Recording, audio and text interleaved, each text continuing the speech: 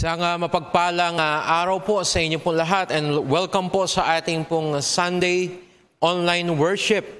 And praise be to God dahil binigyan niya muli tayo ng pagkakataon upang muling magkatipon, hindi man po sa face-to-face, but in our homes, in the comfort of our homes. At kung nasaan man kayo upang patuloy nating mapapurihan ng Panginoon, patuloy siyang pasalamatan. And we thank God sapagkat patuloy niya tayong ginagabayan for almost another week ng ating pong buhay, yung blessing and protection binigay sa atin ng Lord. Kaya bago po tayo magdako po sa message po natin for this Sunday, tayo pong lahat ay sumandaling manalangin. Dakilang Diyos, maraming salamat po for another life and opportunity na mapaglingkuran ka. Humihingi po kami ng tawad kung kami man po ay nagkulang, nagkasala, Panginoon, sa iyo. At sa aming pakikinig na yung mga salita, bigyan mo po kami ng focus and attention at patuloy naming mapakinggan at maisabuhay ang mga salita na kung saan ay maririnig po namin. Lord, naway maging okay din po ang aming pong mga connection upang sa gayon ay patuloy naming mapakinggan ang iyong mga salita. Any distraction, Lord, ay iniaalis po namin. Maraming salamat po sa pangalan ni Jesus. Amen. Ngayon, nandito na po tayo sa ating fourth Sunday and second to the last message and part po ng ating pong series ng James. So after ilang buwan, natapos po natin ang series po natin sa aklat ni James na kung saan ay pinag-usapan po natin ang patungkol sa pagiging Kristiyano. Paano ba mabuhay isang Kristiyano? I remember, nagsimula tayo sa sufferings. Part ng buhay ng isang Kristiyano ang magkaroon ng sufferings. Part ng buhay ng Kristiyano, okay, na magkaroon tayo ng pananampalataya by loving other people. So hindi pwedeng Christian ka, may pananampalataya ka sa Diyos, tapos wala kang pakialam sa kapwa. At mahabang discussion na diniscuss natin doon. Naandun yung faith, naandun yung words, naandun yung tunay na karunungan. And then, nandito po tayo, nag-discuss din tayo regarding sa pag-handle ng pera. Okay? Pagpaplano. At nandito naman po tayo sa isa ding part na kung saan ay may malaking bahagi sa ating pong pamumuhay Kristiyano about patience and waiting. Ayan. Pag-uusapan po natin, the title of our message, Be Patient, God is Working. On James chapter 5, verse 7 to 12. Dito, binanggit dito ng Word of God that we need to be patient. That life is about waiting. Okay? Bakit kailangan daw nating maghintay? Bakit daw natin kailangan maging pasensyoso? Because God is working. I want you to repeat this in your home. God is working. So, ibig sabihin, kung meron ka mang bagay na hinihintay, may mga bagay man na nade-delay sa buhay mo, always remember that God is working. Nakaranas na po ba kayo na kapag po kayo nagmamaneho, ay naka-expect po kayo ng delays, di ba? Kapag may mga construction site, and recently, nitong ginagawa yung Skyway dito sa May Alabang, sobrang traffic po dyan. Kaya dati kami talagang hindi namin ginugusto na abutin kami ng alas 6 o alas 7. Ay talagang hanggat maaari, madaling araw kami umaalis para lang makalagpas dyan sa section na yun. Bakit? Talagang matatraffic po kayo. So, kaya nga nakalagay po doon sa signboard, expect delays. Kasi meron pong construction na ongoing. So kapag merong construction na nangyayari, automatic po may mga delays. Matatraffic tayo, maabirya tayo, may mga discomfort po tayo. Kung ikaw ay malapit sa isang construction site, dito sa Liliw may mga construction na ginagawa regarding sa tubig. Napapansin natin medyo maingay, may mga delays.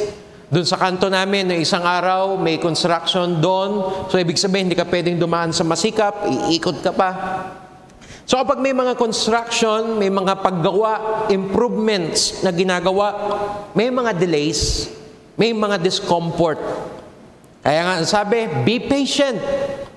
Be patient. Why? Because God is working. So when we experience discomfort in life, ibig sabihin may ginagawang something ang Diyos sa buhay natin.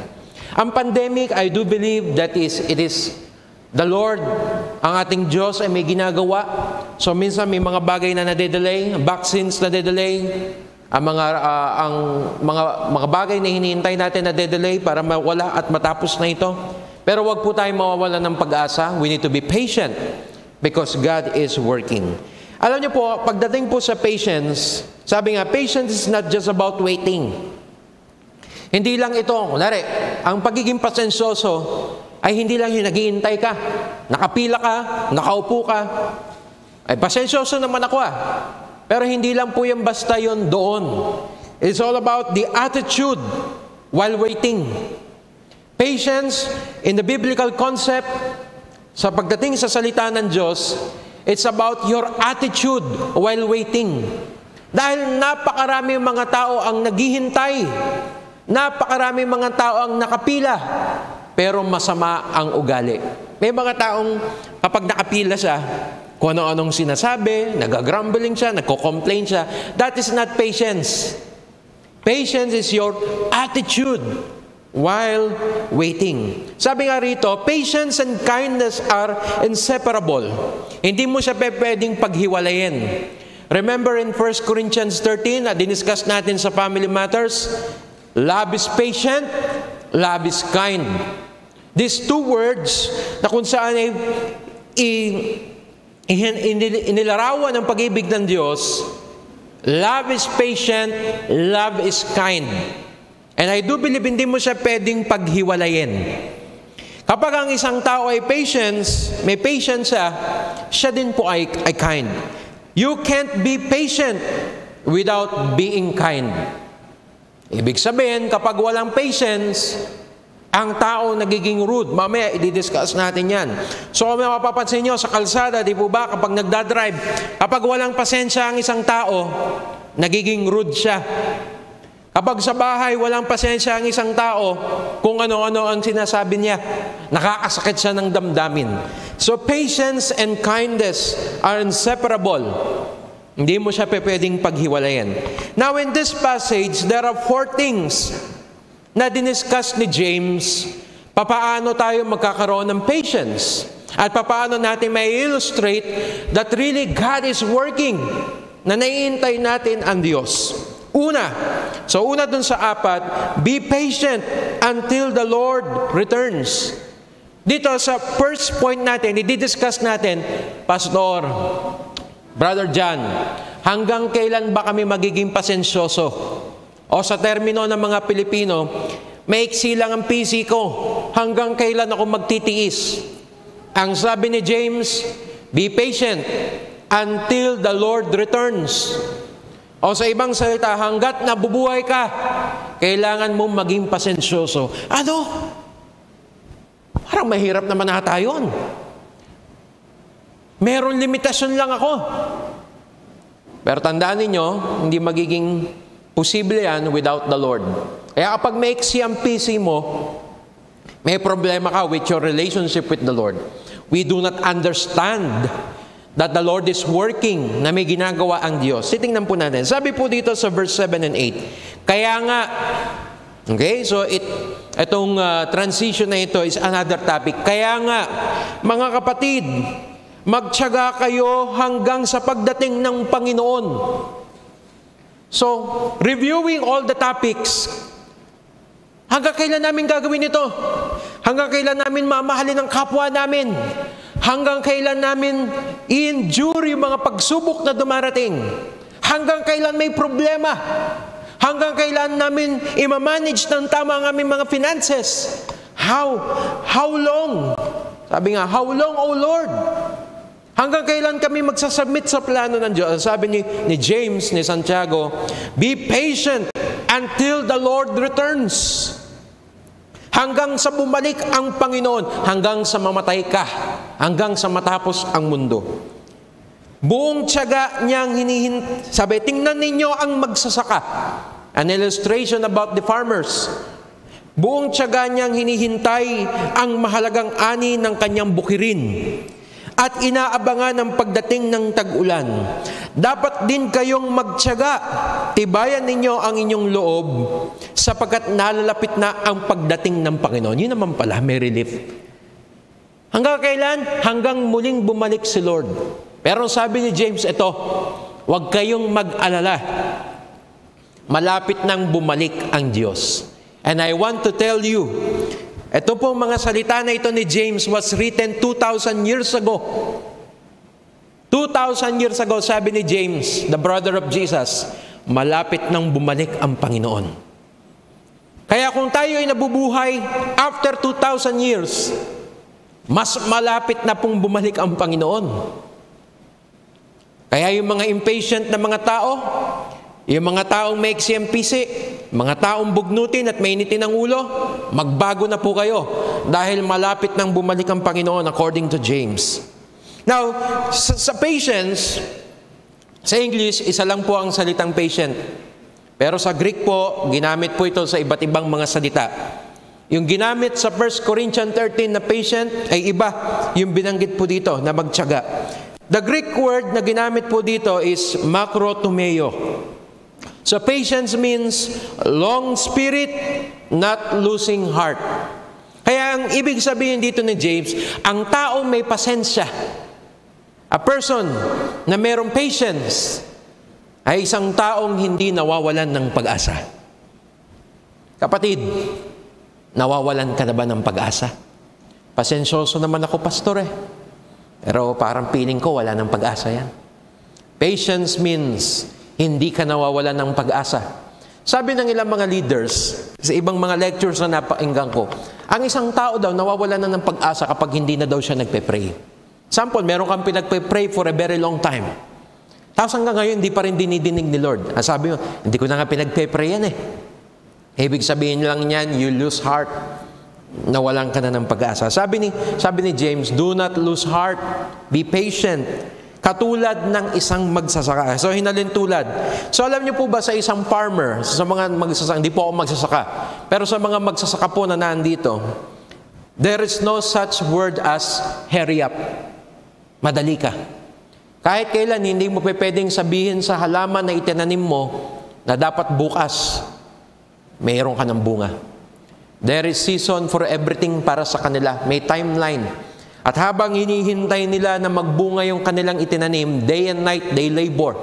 At nakakita na kayo magsaka, di ba? Sabi nga nung kanta hindi daw biro ang magtanim, maghapong nakayuko. So ganun po ang buhay ng farmers. While they are waiting dun sa kanilang itinanim, maghapon sila at magdamag na nagle-labor. Binabantayan nila ito mula sa mga insekto. At minsan, kung hindi ka naman pinapalad, biglang magkakaroon ng bagyo at lahat ng bagay na kung saan ay pinaghirapan mo ay pwedeng mawala. Ang tawag po doon ay patience. Pero ang mga magsasaka, hindi po sila nawawalan ng pag-asa.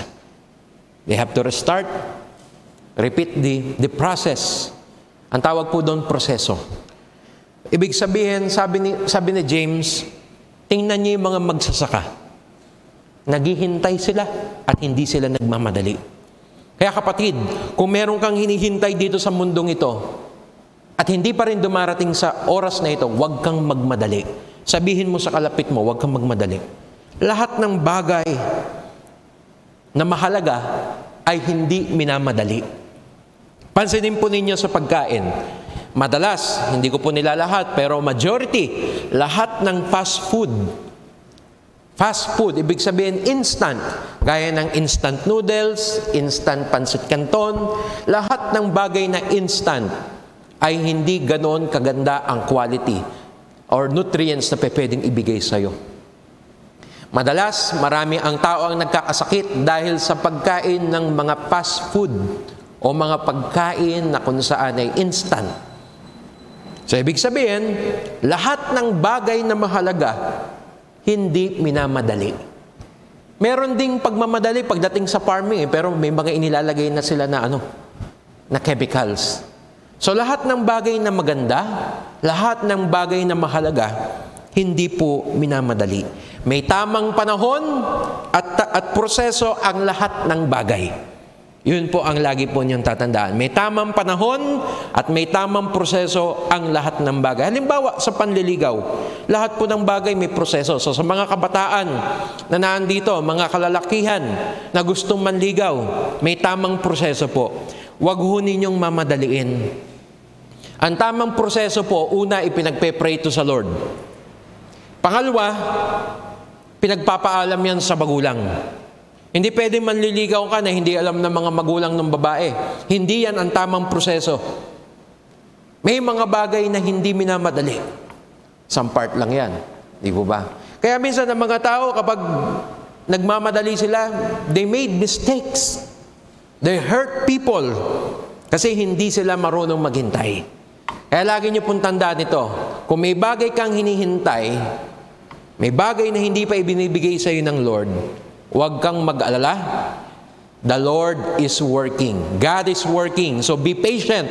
May proseso at may panahon. Sabi ng salita ng Diyos, there is time for everything. So the right time, mga kapatid, hindi pa dumadating sa iyo. Kung hindi pa binibigay ni Lord sa iyo ito, ibig sabihin, the right time is not yet. Hindi pa dumadating.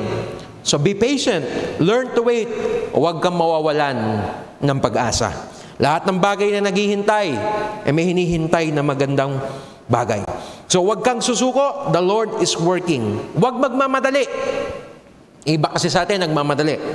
Laging may panahon para mag-isip at manalangin. So, kung bibili, minsan, di ba ako nakasale? Nakasale, bilhin na natin. Huwag magmadali. Laging may panahon para mag-isip at mag-pray. Okay? Lahat ng bagay na mahalaga, hindi minamadali. Ang pagpasok sa relationship, ang paglilingkod sa Panginoon, lahat ng bagay na yan pinagpe-pray at idinadaan sa proseso. So yun po yung unang bagay. Pangalawa, sabi ni James, be patient, God is working. So be patient with people. Maging pasensyoso ka sa mga tao. In verse 9, sabi niya, mga kapatid, huwag kayong magreklamo, or in English, do not grumble sa isa't isa, upang hindi kayo hatulan ng Diyos, sapagkat malapit nang dumating ang hukom. Again, he repeatedly, sinabi ni James, malapit nang bumalik si Lord. So kapag ang isang bagay sa Bible, pinaulit-ulit, ibig sabihin lang yan, importante yan. Pay attention. Kasi pangalawang beses nang binanggit ito ni James, malapit nang bumalik ang Panginoon. At sa ating paghihintay, kailangan daw maging pasensyoso tayo sa mga tao. Yung word na ginamit po, na grumbling sa English, sa Greek, ang ibig sabihin po nun, to complain. Huwag ka daw magrereklamo sa tao. Alam niyo po ba ang isang dahilan kung bakit ang tao nagrereklamo? Dahil siya ay makasarili. Tandaan niyo po ba yung lesson natin sa wisdom? Kung saan merong wisdom na pagiging makasarili at mainggitin, lahat ng kaguluhan na andoon.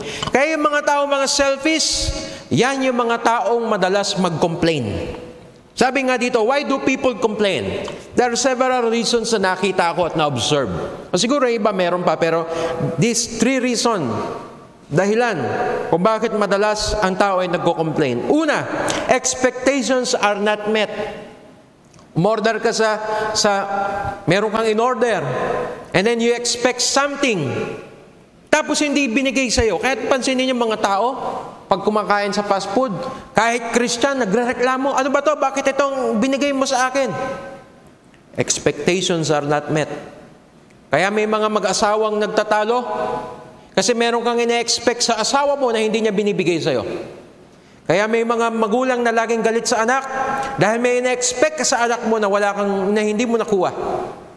May mga taong hindi na sumisimba, mga nagbabackslide, kasi meron ka ring selfish desire sa church na hindi na-met mo. Hindi mo na-met. Meron kang ina-expect sa pastor, may ina-expect ka sa church, sa leadership, na hindi na ibigay sa'yo.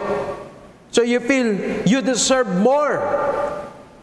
What you na-experience mo today, parang I deserve more. So selfish. And yung pangatlo, impatient. Dito tayo magtatagal sa impatient. Sabi, people become impatient when they become selfish. So most likely, ang mga taong reklamador, ang mga taong complain ng complain ay mga taong impatient. Sabi ko kanina, patience and kindness, hindi mo pwedeng paghiwalayin. So once ang person ay naging impatient, hindi na siya nagiging kind. Kaya impatient people are rude people. Yung mga taong hindi marunong maghintay, yan ang mga taong mga salbahe ang bibig, salbahe ang kamay, kung ano ang ginagawa. Hindi maganda ang trato sa kapwa because they are impatient. Impatient people, most likely sila yung mga nagko-complain sa mga crew. Pag kumain yan sila at merong hindi nagawang hindi tama sa kanya, meron lang hindi na ibigay na sauce, nagre-reklamo yan. Nagre-reklamo dahil hindi dumating yung sabaw. Yung ini-order mo ay chicken wings, ang ibinigay sa iyo ay iba. Impatient people are rude people. Kaya hindi ka lang napagbigyan sa kalsada kung ano-ano na ang sasabihin mo. Naistorbo ka lang, magre-reklamo ka na, bibidyohan mo na. Impatient people are rude people. Hindi yan makadiyos. Impatience leads people to do what is not right. Kaya minsan, nagiging rude sila. Mga impatient, they do what is not right. Example, sa karsada. Kaya na lang po may na-aksidente. Impatient. Mabagal yung nasa unahan bawal umovertake. Dahil nainip siya, overtaken niya kahit delikado. That is why we have accident, road accident. Dahil masyadong mainipin sa red light, orange, talagang hinaharurot, beating the red light. Ang daming taong na-aksidente because of impatience. Ang daming tao ang nagkakamili ng desisyon because of, sige, dahil ayaw maghintay. Kung sino-sino na lang ang pakakasalan. Kung sino-sino na lang ang liligawan. Bakit? Naiiwanan na po ako Lahat ng kabatch ko, may boyfriend na, may girlfriend na, may asawa na sila. Ako na impatient people tends to make the wrong decisions in life. Bakit? Hindi kasi nila alam that the Lord is working. So kung hindi pa binibigay sa iyo ng Lord, big sabihin, meron siyang ginagawa. And God is preparing you for something. So huwag kang magmamadali. Madalas, ang mga taong impatient, they do what is not right. For example, kapag ayaw mong pumila, ayaw mong mang-abala, lack of patience, nagbabribe ka na lang. Pag nahuli ka, natikita, sir, baka pwedeng pag-usapan. Bayaran mo na yan para hindi ka na maghintay. That is not right. Kasi ayaw mo maaabala, ayaw magkakaroon ng aberya. So we tend to do what is not right. Mag-cheating ka na lang, yung mga estudyante. Kasi ayaw mo yung effort na mag-aral, napaka-impatient mo, cheating ka na lang. Mag-skip ka na lang.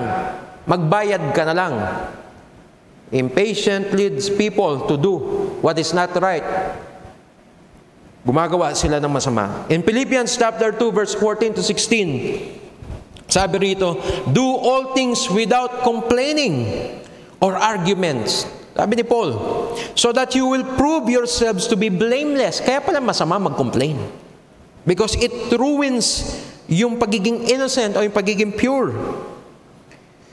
So that you will prove yourselves to be blameless and innocent children of God, above reproach in the midst of crooked and perverse generation. Among you appear as light in the world. Kaya na lang hindi tayo nagiging ilaw ng sanlibutan. It is all because of impatience. We tend to complain. Sabi nga, impatient people, I want to be in control. Gusto ko makarating na ako doon. Gusto ko makuha ko na yon. So impatient people says, I want to be in control. Pero ang taong may patience, I submit to the one who is in control. Kung hindi binigay ng Lord sa akin, I submit to Him. Kung ayaw pang ni Lord, I submit to Him. Kung kinakailangan akong mag-intay, pumila ng matagal, I submit to Him. Kahit na meron akong kakayanang magbayad, kahit na may kakayanan akong mandaya, I will not use it because I am patient. I submit to the one who is in control because I know the Lord is working. Kasi yung mga taong nagko-complain, they lack of faith that God is doing something in their life. Yung mga taong impatience, yung mga taong di makapaghintay, walang pananampalataya yan. Bakit? Hindi kasi sila naniniwala that God is working in their life eh. So I will do it on my own way. Kasi impatient. Hindi ka naniniwala na may ginagawa ang Diyos sa'yo. So kapatid, kung meron kang iniintay today, nakapila ka, in delays, you're in discomfort, be patient. The Lord is working. So how to be patient with people? Number 1, don't complain. Instead, be grateful. So kung may pagkukulang, kumain ka sa Jollibee or food delivery, may pagkukulang sila sa iyo. Instead of complaining, be grateful. Understand them bakit sila naging ganun. Minsan, di ba? Walang internet. Understand bakit ganun. Instead of complaining, be grateful. Number 2, treat them right even when they treat you bad. So minsan, gagawin ka ng tao na hindi masama. Sabi ng Lord, be patient. God is working. Treat them right. Pangatlo, trust the Lord. He is working in your situation. So ano man yung bagay na hinihintay mo, trust the Lord. He is working in your situation. Number 3, be patient like the prophets and Job. And then another, nagbigay si James na example, maging pasensyoso kayo sa mga tao. Halimbawa, ang mga propeta at si Job. Basahin natin. Mga kapatid, so, about patience. Tularan ninyo ang mga propetang nagsalita sa pangalan ng Panginoon. Buong tiyaga silang nagtiis ng kahirapan. Sinabi nating pinagpala ang mga nagtsatsaga at nagtitiis. Narinig na ninyo ang tungkol sa pagtitiis ni Job at ang ginawa niyang ng Panginoon sa bandang huli. Talagang napakabuti at tunay na mahabagin ang Panginoon. Now, nag-transfer tayo sa another word. Kanina yung makrotomeo, na ibig sabihin is not to lose heart. Ngayon, nagpunta tayo doon sa another Greek word that means long-suffering. It means to endure, to maintain. Ibig sabihin, manatili ka, maging kalmado ka, kahit na may pagsubok kang dinadaanan. Sabi dito, gayahin ninyo ang mga propeta. Ngayon, marami silang mga propeta, kaya isa lang ang pinili ko, si Jeremiah. Kasi, for the past 1 month and a half, ang dinidevotion ko po ay ang book of Jeremiah. So nakita ko yung buhay ni Jeremiah. Alam niyo po, ang mga propeta during their time, hindi po sila katulad today. Wala po sila sa aircon, wala po silang magandang damit. Ang mga propeta po noong unang panahon ay ginugulpe. Hindi po sila blessed. I mean, hindi po maganda yung buhay nila. Most likely, ay ayaw sa kanila ng mga tao because they always bring the message of the Lord na kontra doon sa kanilang ginagawa. So itong mga propeta, hindi maganda ang buhay nila. Just like the prophet Jeremiah. Anong nangyari kay Jeremiah? He was treated bad because of serving God. Si Jeremiah, inutusan ng Panginoon na magsabi ng warning sa bansang Israel. At anong ginawa sa kanya? Itinapon sa balon, ipinakulong, ginulpe, pinagtangka ang patayin. He was treated bad because of serving the Lord. Nakakita na ba kayo ng ganon? Naglingkod ka sa Diyos, ginantihan ka na hindi maganda. Ano ba?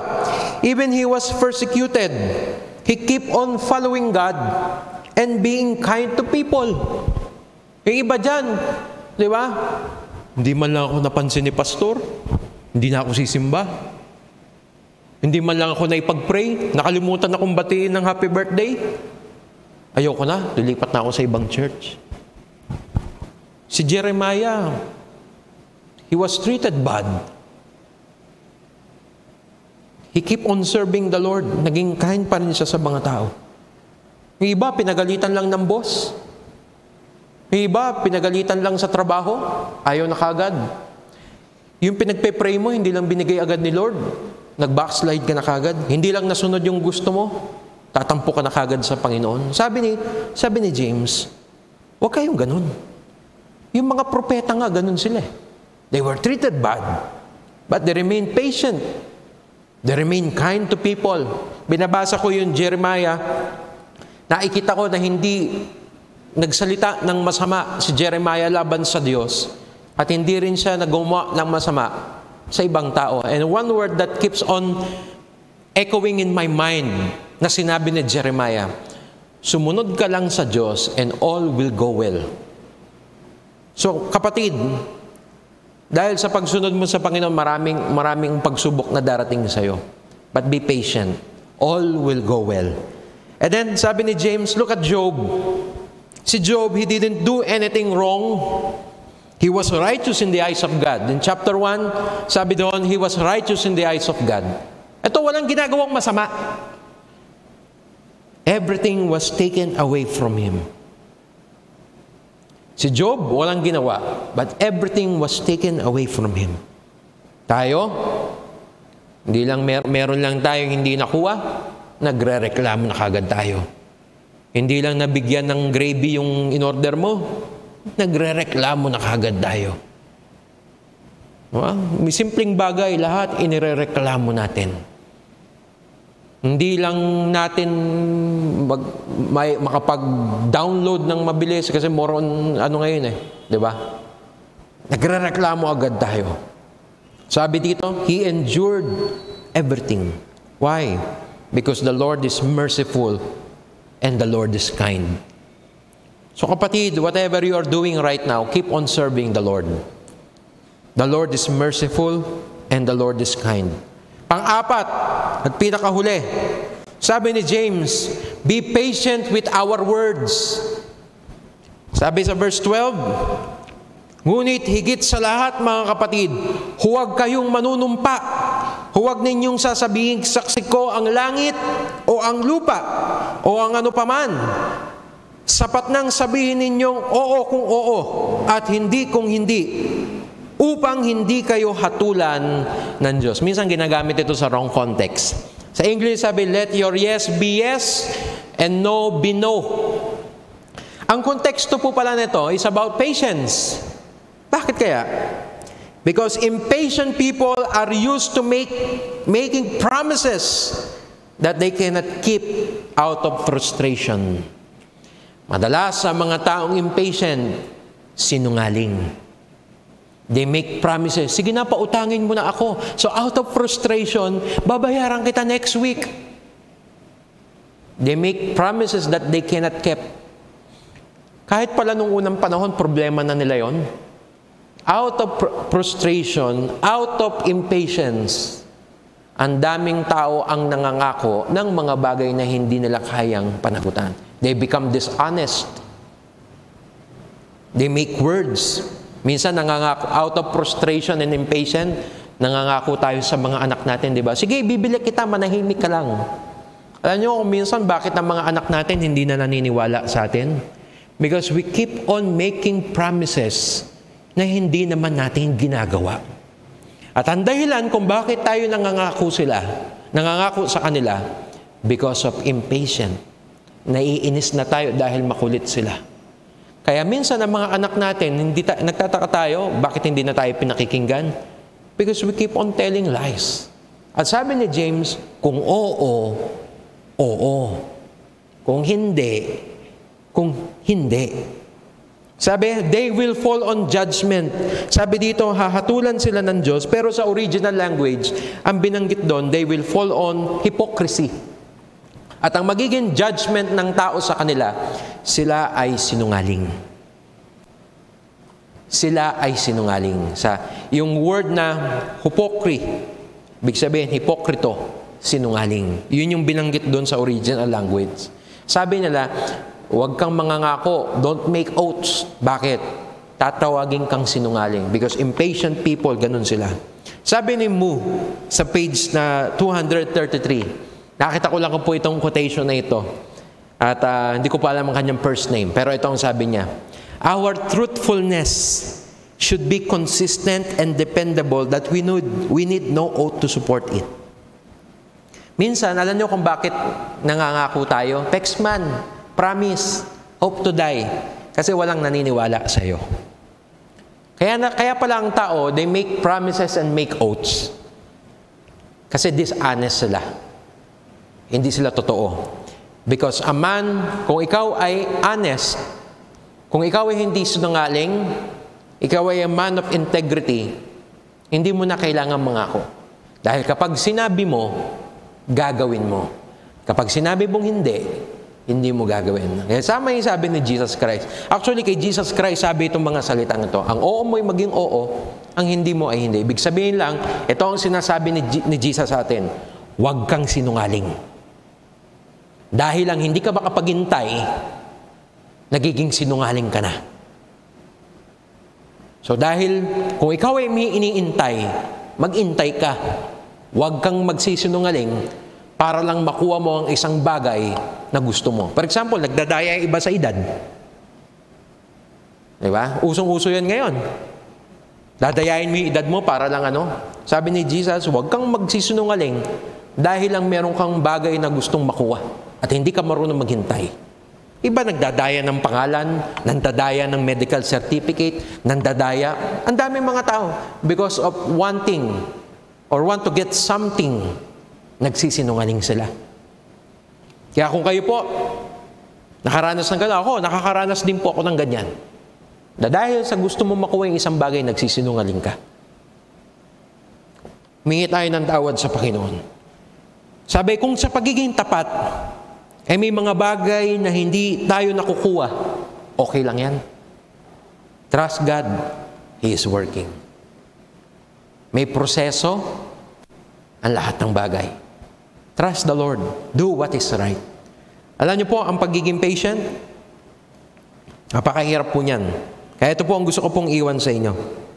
Patience is one of the character of Jesus. Ang hirap pong maging pasensyoso. We need Him to be patient. Without Him, we will be impatient. Kaya sa mga kapatid po na nanonood sa oras po na ito, kayo po ay mainitin ng ulo, kayo po ay padalos-dalos sa pananalita, minsan nagiging sinungaling po kayo, di po kayo marunong maghintay. I pray and encourage you to give your life to Jesus. Bumalik po kayo sa Panginoon dahil siya lang po ang pwedeng magturo sa atin paano maging patient. Without Him, we will be impatient. So kung may nakikita mo yung sarili mo na nagiging selfish ka at impatient, we need to go back to Jesus. Trust the Lord. Be patient. God is working. Let us all pray. Lord Jesus, maraming salamat po for reminding us once again to be patient in life. May mga bagay, Panginoon, na kailangan idaan sa proseso. May mga bagay na dapat naming intayin. Kaya Lord, salamat po because you have reminded us na may proseso at tamang panahon ang lahat ng bagay. Hindi lahat ng gusto namin ay dapat masunod. We need to trust you because you want the best for us. Ikaw lang ang nakakaalam. So teach us, Lord, to be patient. Forgive us, O Lord, kung minsan naging rude kami, lagi kaming nagrereklamo, at minsan nakapagsalita ng hindi maganda sa aming kapwa because of impatient. And to the point na nagsisinungaling kami. Lord, help us to trust you. Help us to be patient like you. Maraming salamat po. In Jesus' name we pray. Amen.